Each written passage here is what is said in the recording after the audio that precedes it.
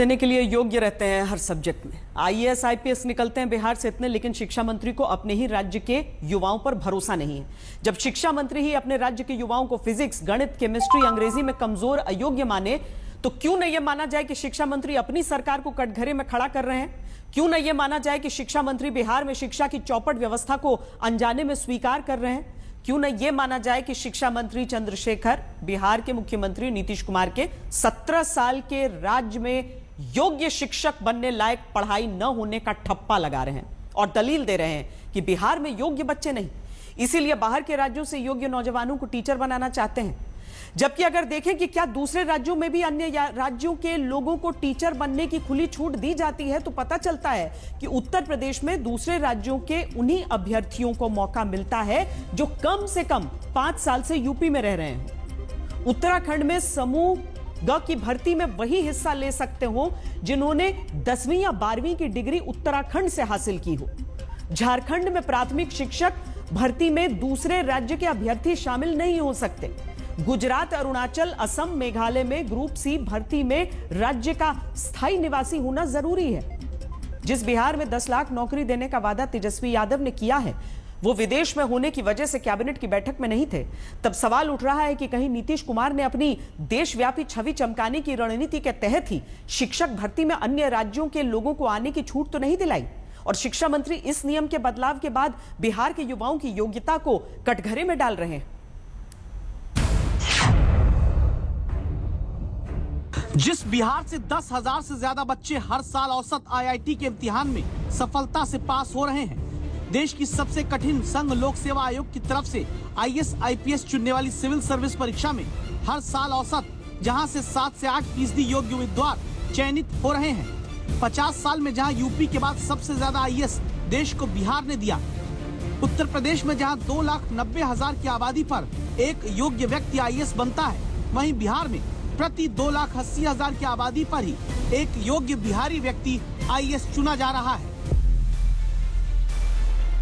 फिर भी शिक्षा मंत्री ने बिहार के 5 विषय गिनाकर कह दिया कि नहीं मिल रहे उनके राज्य में योग्य शिक्षक बनाने लायक नौजवान।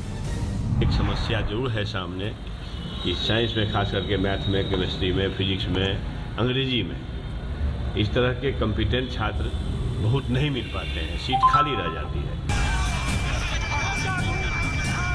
सीट खाली ही रह जाएगी। आखिर कब तक बिहार में सरकारी टीचर बनने की हसरत लिए युवा संघर्ष करें? आज तक की तरफ से दस्तक देने वाली शिक्षा मंत्री को कुछ रिपोर्ट याद दिलाते हैं। 4 साल बाद भी भर्ती का नतीजा नहीं निकला था। तब फरवरी में इसी साल जूनियर इंजीनियर की नौकरी चाहने वाले लाठी बिहार में खाते रहे, क्योंकि समय से भर्ती परीक्षा करा के नियुक्ति देने वाली व्यवस्था अयोग्य है।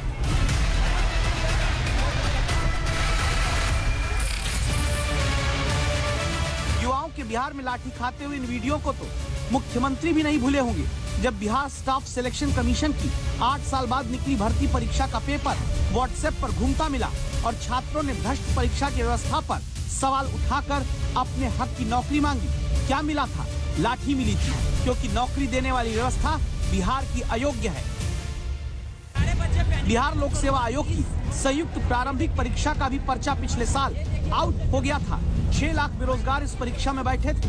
मई के महीने में पेपर लीक होने की जानकारी सामने आते ही अफरा तफरी तब मच गई थी। अब बताइए कौन अयोग्य है? ईमानदारी से परीक्षा देने आए बेरोजगार युवा, या वो व्यवस्था अयोग्य है जो परीक्षा करा ही नहीं पाती? ये देखिए क्वेश्चन पेपर, ये देखिए यहाँ के माननीय डीएम से अनुरोध करूंगा हम लोग कि इन कॉलेज पे कार्रवाई किया जाए और सारे गवर्नमेंट ऑफिशियल्स पे, जितने भी कंसर्न डिपार्टमेंट के, सब पे कार्रवाई किया जाए। बंदे 2 दिन से ट्रैवल करके कहां से आ रहे हैं। ऐसा समस्या नीतीश कुमार पैदा कर दिया है कि बिहार के शिक्षक अभ्यर्थी को बर्बाद कर दिया। डोमिसाइल नीति, रात सपना देखा पीएम बनने का और रात देख के सुबह आया कैबिनेट के बैठक लेके खत्म कर दिया। नीतीश कुमार जी, 72 घंटा काफी है आपके लिए। 72 घंटा के अंदर डोमिसाइल नीति वापस नहीं आई तो हम लोग सड़क पे उतर जाएंगे। और शिक्षा मंत्री होश में रहिए, अलबल बयान नहीं दीजिए। बिहार को अपमान कर रहे हैं कि बिहार में योग्य शिक्षक नहीं है।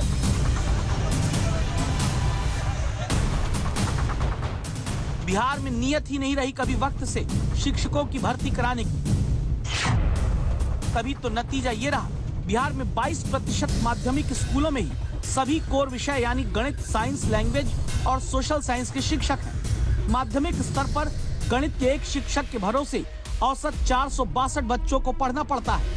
साइंस के एक शिक्षक के भरोसे 437 बच्चे बिहार में पढ़ रहे हैं। लैंग्वेज सब्जेक्ट के एक शिक्षक के भरोसे 191 बच्चे बिहार में पढ़ रहे हैं और सोशल साइंस के एक शिक्षक औसतन 331 बच्चों को पढ़ाने की जिम्मेदारी उठा रहे हैं। एक टीचर के भरोसे जब सैकड़ों बच्चे होंगे तो अयोग्य कौन होगा? सरकार, शिक्षा मंत्री या फिर बच्चे? इतना दकियानुसी, इतना बचकाना बयान है। आएंगे तो नुकसान बिहार के छात्रों का बस यही होगा कि कंपटीशन और टफ हो जाएगा। जो बिहार ग्रेजुएट बेरोजगारों की लिस्ट में देश में टॉप 3 राज्यों में गिना जाता है, वहां फिर से क्या शिक्षक की नौकरी चाहने वाले सड़क पर संघर्ष करते रह जाएंगे और शिक्षा मंत्री दूसरों पर अयोग्यता की मुहर लगाकर अपनी व्यवस्था वाली कुनीतियों के दाग छिपा लेंगे? रोहित सिंह के साथ आदित्य वैभव, पटना आज तक।